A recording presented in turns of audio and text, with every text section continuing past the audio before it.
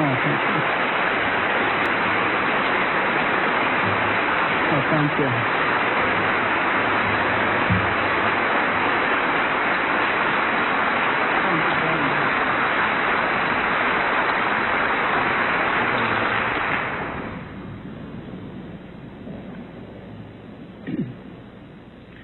Christians, in the last 80 years or so,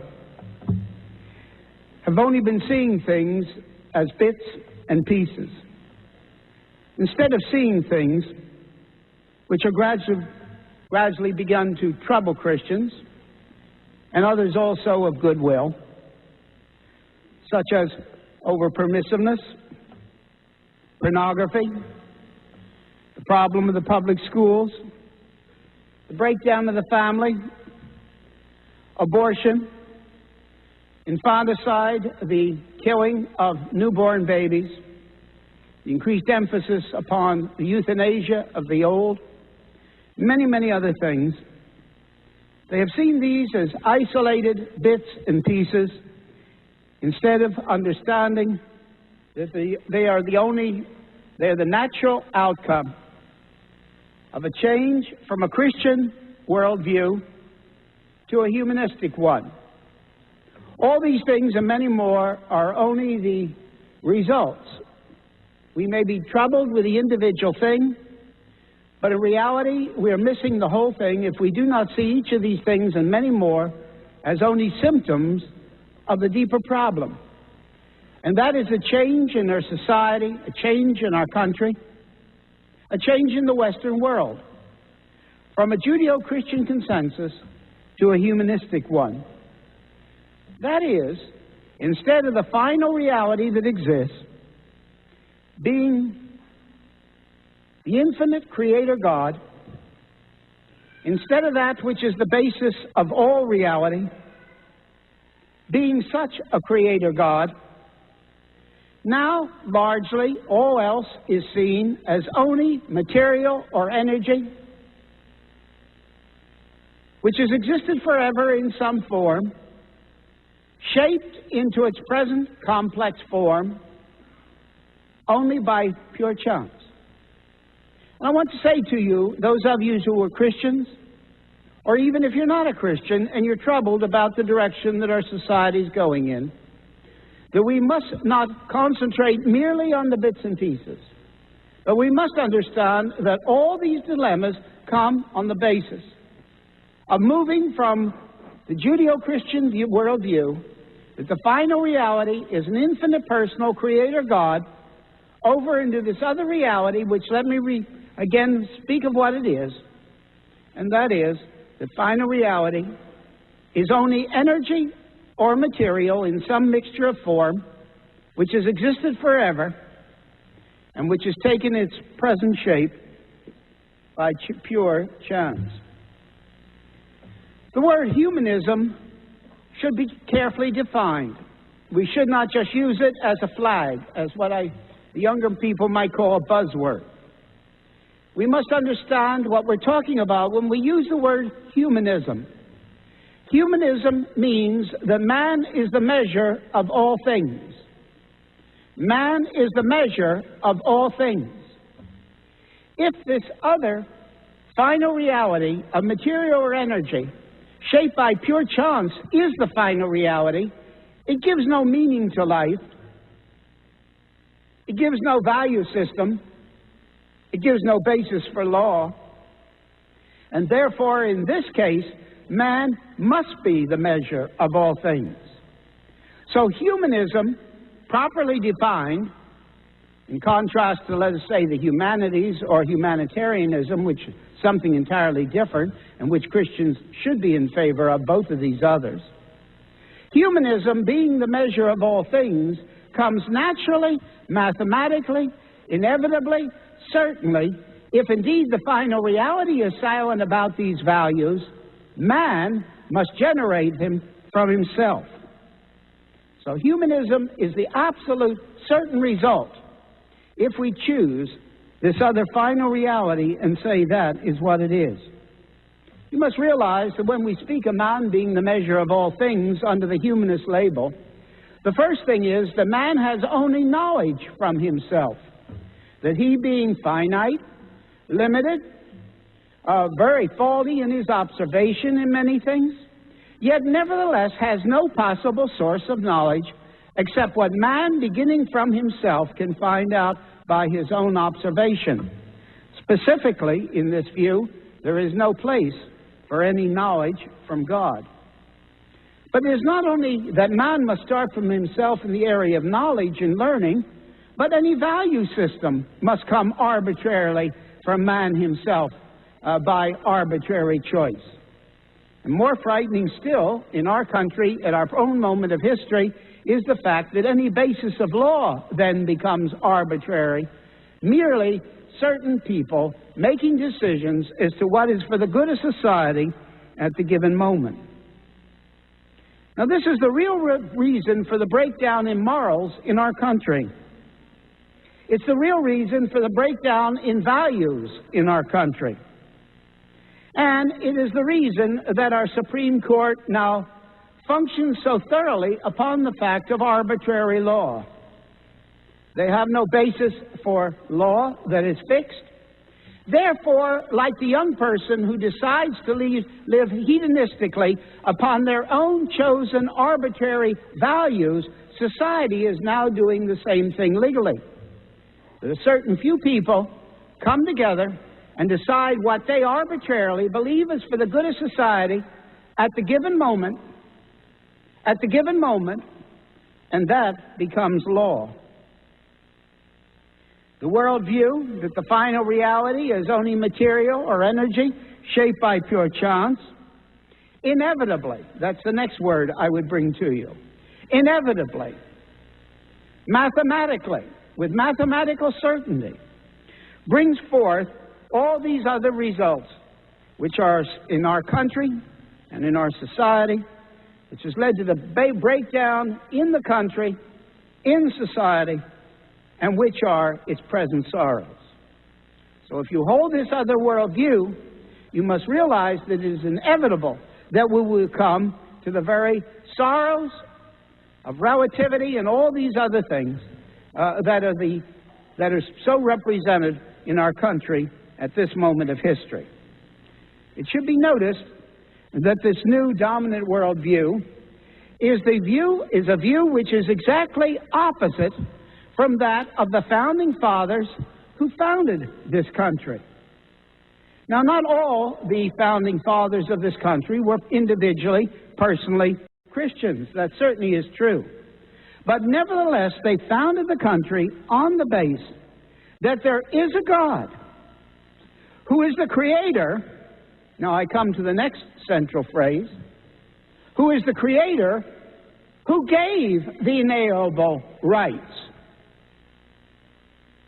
We must understand something very thoroughly. If society, if the state gives the rights, it can take them away. They're not inalienable. If the state gives the rights, they can change them and manipulate them. But this was not the view of the founding fathers of this country. They believed, though not all of them were individual Christians, that there was a creator, and that this creator gave the inalienable rights. This upon which our country was founded, and which has given us the freedoms which we still have, even the freedoms which are being used now to destroy the freedoms. The reason that these freedoms were there is because they believed there was somebody who gave the inalienable rights, which indeed, therefore, limited the power of the state and the government specifically by these inalienable rights. But if we have the view that the final reality is material or energy, which has existed forever in some form, we must understand this view never would have given the rights which we now know, and which unhappily I say to you, those of you who are Christians, too often you take all too as much for granted. You forget that the freedoms we have had in Northern Europe after the Reformation in the United States is an extension of that, as would be Australia or Canada or New Zealand and so on, you forget that the freedoms which we have are absolutely unique in the world. Occasionally, some of you have gone to university, have been taught that these freedoms are rooted in the Greek city-states. That is not true. All you have to do is read Plato's Republic, and you understand that the Greek city-states never had any concept of the freedoms that we have. Go back into history. The freedoms which we have, the form freedom, balance of government, all these things, they are unique in history, and they're also unique in the world at this day. What we have and take so poorly for granted is unique. It was brought forth by a specific worldview, and that specific worldview was the Judeo-Christian worldview, and especially as it was refined in the Reformation, putting the authority, indeed, at a central point, not in the church and the state and the Word of God, but rather the Word of God alone. All the benefits which we know, I would repeat, which we have taken so easily and so much for granted, are unique. They have been founded on this certain worldview that there is a creator there to give the inalienable rights, and this other view over here, which has become increasingly dominant, of the material energy final worldview, shaped by pure chance, never would have, could not, has no basis of values in order to give such a balance of freedom that we have known so easily, and which we unhappily, if we're not careful, take so for granted. We're now losing those freedoms, and we can expect to continue to lose them if this other worldview continues to take increased force and power in our country. We can be sure of this. I would say it again, inevitably, mathematically, all these things will come forth. There's no possible way to heal the relativistic thinking of our own day, if indeed all there is a universe out there that is silent about any values. None whatsoever. It is not possible. It is a loss of values, and there's a loss of freedom, which we may be sure will continually grow. A good illustration is in the public schools. This view is taught in our public schools exclusively by law. There's no other view that can be taught. I'll mention it a bit later. But by law, there is no other view that can be taught.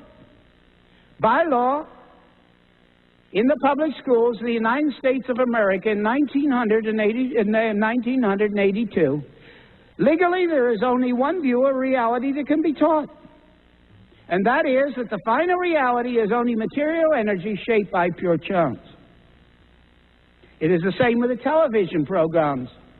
Public television gives us many things that many of us like culturally, but is also completely committed to a propaganda position that the last reality is only material or energy shaped by pure chance. Clarke's Civilization, Bronowski, The Ascent of Man, Carl Sagan, Cosmos. They all say it. The new one that's on says it with great dogmatism.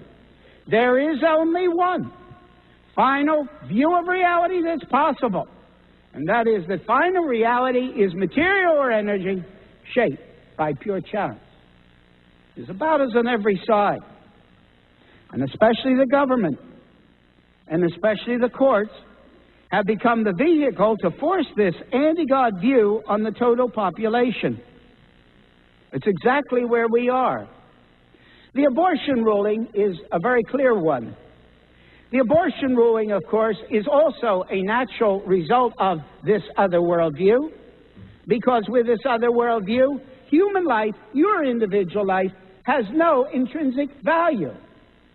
You are a wart upon the face of an absolutely impersonal universe. Your aspirations have no fulfillment in the what-isness of what is. Your aspirations damn you. And many of the young people who come to us understand this very well, because their aspirations of humanness have no fulfillment if indeed the final reality is only material or energy shaped by pure chance. The universe cannot fulfill anything that you say when you say it is beautiful. I love. It is right. It is wrong. These words are meaningless words against the backdrop of this other worldview. So what we find is the abortion case should not have been a surprise because it boiled up out of, quite naturally, I would use the word again, mathematically, this other worldview. In this case, human life has no distinct value whatsoever. And we find that the Supreme Court, in one ruling, overthrew the abortion laws of all 50 states. And they made this form of killing human life, because that's what it is. The law declared that this form of killing human life was to be accepted.